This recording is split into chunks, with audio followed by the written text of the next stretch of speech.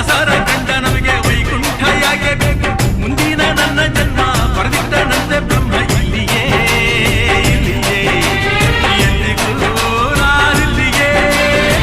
ಹುಟ್ಟಿದರೆ ಕನ್ನಡ ನಾಡನ್ನು ಹುಟ್ಟಬೇಕು ಮೆಟ್ಟಿದರೆ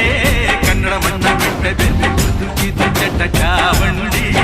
ಇದು ವಿಧಿಯೋಡಿಸುವ ಬಂಡಿ ಬದುಕಿದು ಚಟ ಚಾವಂಡಿ